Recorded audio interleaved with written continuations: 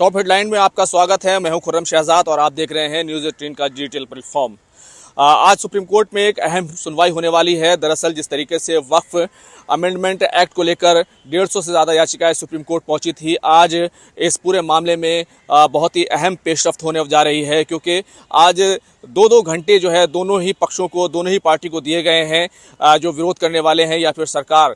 दोनों को ही दो घंटे दिए गए हैं कि 2 घंटे तक वो अपनी अपनी दलीलें रखेंगे। 2 घंटे पक्ष में दलीलें रखी जाएंगी और 2 घंटे जो है जो चैलेंज करने वाले जो तमाम याचिकाकर्ता हैं, जो अर्जी गुजार हैं, वो इस मामले में अपने दलाइल जो है सुप्रीम कोर्ट में रखने जा रहे हैं। और इसलिए ये भी आज की समाअत इसलिए भी अहम है क्योंकि आज एक कहना चाहिए कि नई बेंच है। हालांकि पिछली बार भी इस नई बेंच ने समाअत की थी, लेकिन क्योंकि तफसीली तौर पर और विस्तृत तौर पर आज की जो समाअत है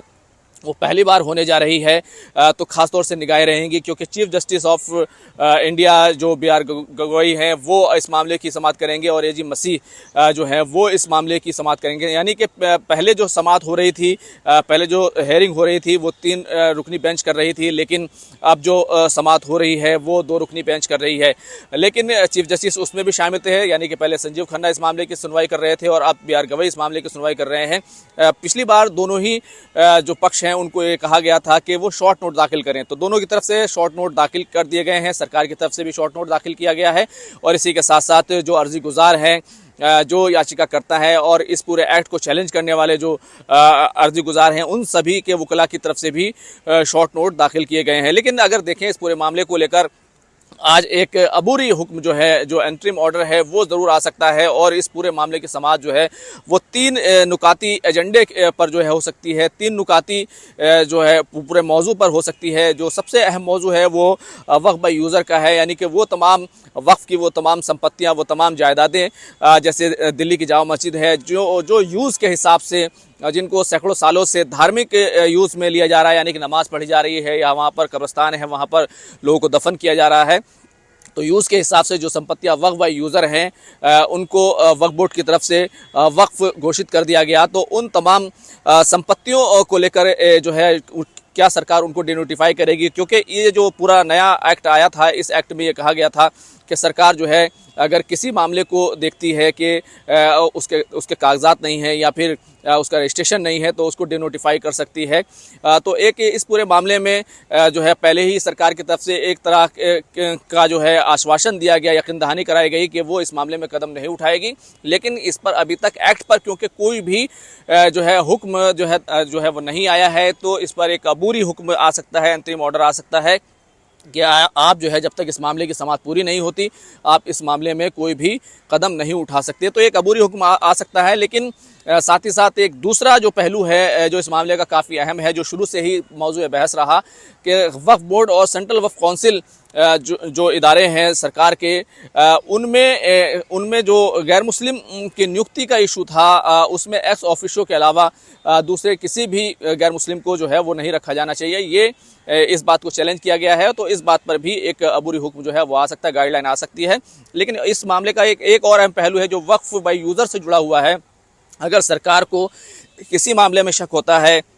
और इस मामले में वो जांच शुरू होती है, तो जांच का अधिकार जो है डीएम को दिया गया था, कलेक्टर को दिया गया था, या फिर रियासती सरकार की तरफ से कोई ऑफिसर्स नियुक्त किया जाएगा। लेकिन जैसे ही जांच शुरू होगी तो वो जो प्रॉपर्टी होगी वो प्रॉपर्टी वक्फ नहीं रहेगी, यानी उसका वक्फ का स्टेटस है वो फौरी तौर पर ख़त्म हो जाएगा। इसको लेकर भी जो है काफ़ी बहस हुई है, संजीव खन्ना के सामने भी बहस हुई थी और अब दलीलें जो है बी आर गवई के बेंच के सामने रखी जाएंगी। तो ये भी एक अहम पहलू है और इसमें तमाम तरह की बातें हुई थी। खासतौर से जब जस्टिस संजीव खन्ना इस मामले की समाअत कर रहे थे, उन्होंने इस पर काफ़ी सवाल उठाए थे, क्योंकि इसमें आरोप ये लगाया गया था कि जिस तरीके से दूसरे एंडोनमेंट हैं, बोर्ड हैं, हिंदू मज़हब का है, सिख मज़हब का है, उनके अंदर नॉन मुस्लिम्स या किसी दूसरे मज़हब की के लोगों की नियुक्ति या उनकी शमूलियत जो है उसमें नहीं की जा सकती है। तो ये एक अहम पहलू है और इस मामले में भी आज कोई गाइडलाइन जो है वो जारी हो सकती है। अब तक जो तमाम चीज़ें चली आ रही हैं वो सरकार की यकीन दहानी आश्वासन पर चली आ रही हैं कि सरकार इसमें कोई बदलाव नहीं करेगी, लेकिन अभी तक इस एक्ट पर कोर्ट का कोई ऑर्डर नहीं आया है, कोई इसी तरह की कोई रोक लगाई नहीं गई है, तो वो तमाम चीज़ें हो सकती हैं। और इसी के साथ साथ आज की जो समाअत है वो इसलिए भी काफ़ी अहम है क्योंकि 2-2 घंटे की सुनवाई है, तो सीधे तौर पर इतना ज़्यादा वक्त दिया गया है कि सभी लोग जो है अपनी अपनी दलीलें रखें। खासतौर से जो 5 जो अर्धदाश्त जो पिटिशंस जिनको सुप्रीम कोर्ट ने लीड माना है, उनमें जमीयत उलमा हिंद की पिटीशन है, इसी तरीके से मुस्लिम पर्सनल लॉ बोर्ड की पिटीशन है, तो इस तरह की तकरीबन जो असदुद्दीन ओवैसी की पिटीशन है, जो तमाम 5 पिटीशंस हैं, उन पिटीशंस के अंदर जो है उनकी तरफ से दलीलें रखी जाएंगी और 2 घंटे का क्योंकि वक्त दिया गया है, तो एक तरीके से इस पूरी जो है समाअत को आप निर्णायक समझ सकते हैं, फैसला कौन समझ सकते हैं कि यहाँ से ये केस किस तरफ जानिब आगे बढ़ेगा, उस एक तरीके से शुरुआत होगी। हालांकि कई और आपत्तियाँ, कई और जो है एतराज़ात वो ज़रूर इस पूरे एक्ट पर किए गए हैं और सीधे तौर पर सुप्रीम कोर्ट को यह तय करना है क्या ये एक्ट संविधान में दिए गए उन तमाम अधिकारों का हनन करता है या फिर